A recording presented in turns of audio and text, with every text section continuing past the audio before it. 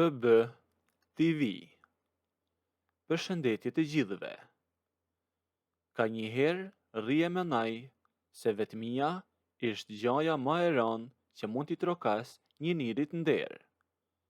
Kur dritat fiken e zhurmat e qytetit fashiten, metet vetëm me muret e shtëpis e me hijet tuja.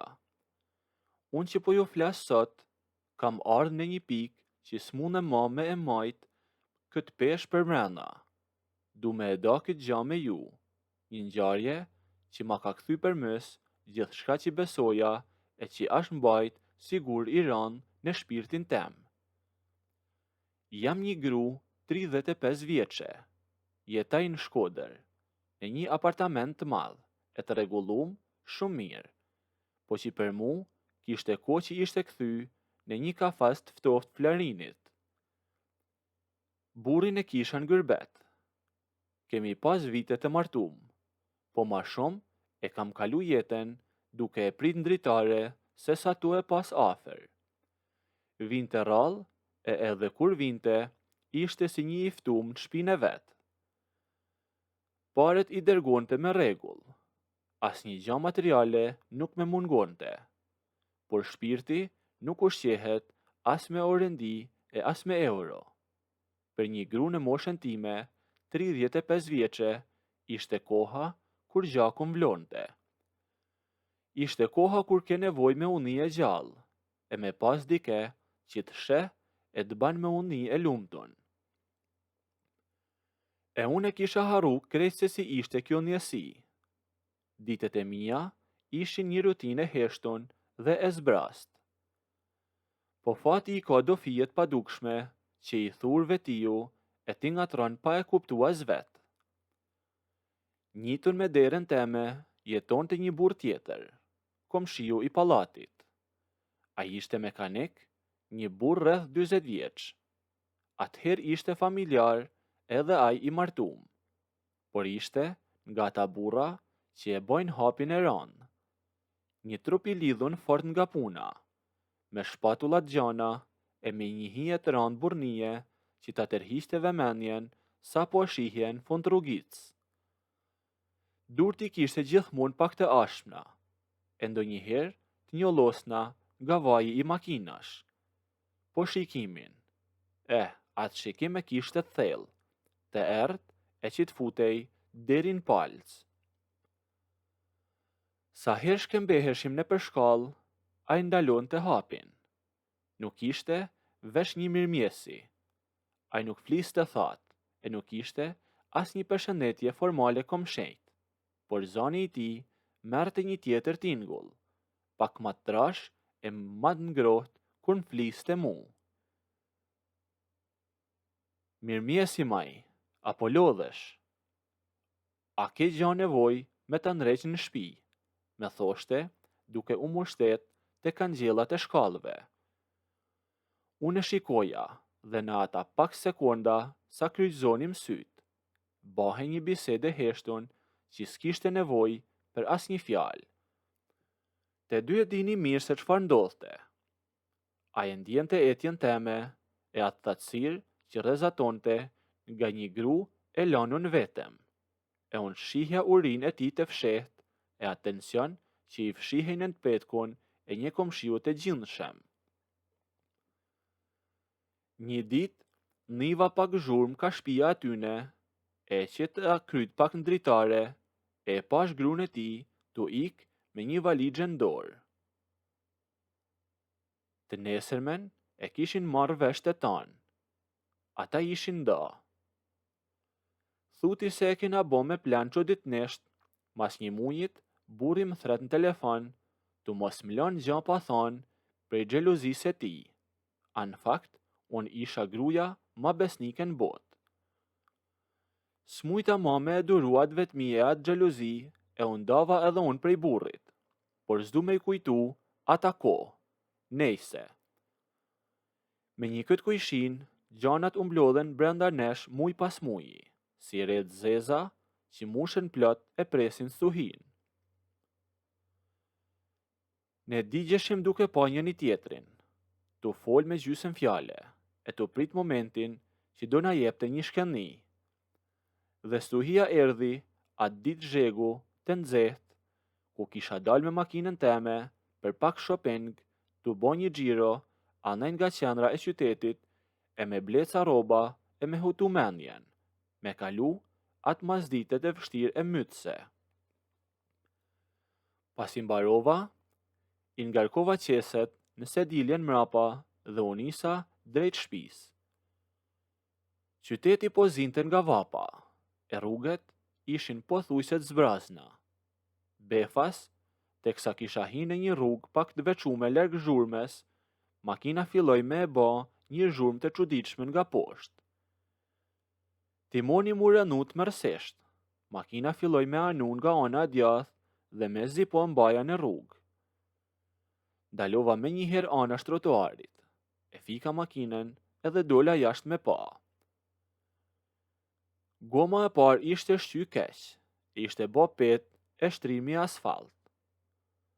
Më kapi një anë këtha ty për aty, kisha met mes rrugës në atë zhek të tmerrshem. Isha vetem e s'disha se qa me bo. S'ja thosha fare nga këto punë të makinës, e nuk kisha as fuqi me u marrë me vegla. Pa e menu gjatë, nxora telefonin prej çantet. I vetmi person që me rahu si ke mba në mendje, i vetmi numër që i kisha rujt nga aj e që gjithmonë ja kisha pas frigën të telefonoja, ishte një i komshia jem mekanik. Kur e hapi telefonin, u monova me mojzanin të qetë, po dridhja po më tradhtonte. M'fal që pa shqetësaj marë, kështu në mesdicë, por jam on, kojshia jote, me shqar goma e makinës në rrugë e jam bloku, nuk di kam ja majt. Nuk e zgjati as një sekund, nuk boni as një pyetje tepërt. Mas leves prej aty ku je, ma çapak lokacionin me mesazh se po vi unë tashe. Zoni i ti i prerë, autoritar dhe i sigurt, nga një anë mi qetësoj nervat, e nga ana tjetër ma nezi një tjetër lloj zjarri për mrena. E dija që ai po vinte. S'kalun as 10 minuta dhe makina ati u shfaq në rrugë. Parkoj drejt e mrapa makinës teme dhe doli me shpejtësi.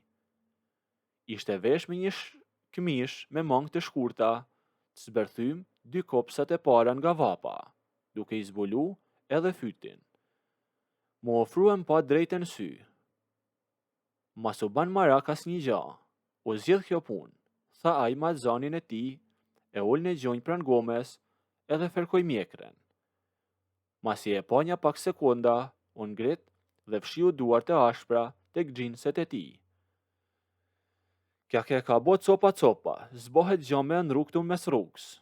Po hajde të hypim të dy në makinë, e po nga sun nga dal edhe po e qojmë drejt e garazhi jem. Ash pak larg, anej në periferi, po aty kam mjetet që m'duhen. Në rregull i thash, pa alam dorë tane.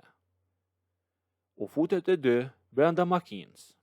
Unë vendin e pasagjerit e ajnë timon. Në momentin që u mbyllen dyrët e makinës, unë ndje si kur e gjithë bota jashtë u fshi. Hapësira ngusht, brenda automjetit, pa pritmas, më duk edhe ma e vogël, e mbytun pri prezencë ti. A e nisi makinën dhe fillu me ecë ka dal. Ajri i kondicionerit ishte i nezun, e lëshon të teftoht, po mua me dukej si kur po digja. Pran meje, aq afer sa mund ta prekja, vetëm po ta zjasja gishtat, kisha atë burr që i kisha muj që po me mundonte. E nija erën e ti, ishte një erë burnore e rrobave të ti, pak djerse lehtë dhe pak aromë të lehtë që i përzihej me atmosferën e myllun. Sytë miknin pa dashje të krahu i ti, tek muskujt që i tensionoheshin sa herë rrotullon të timonin.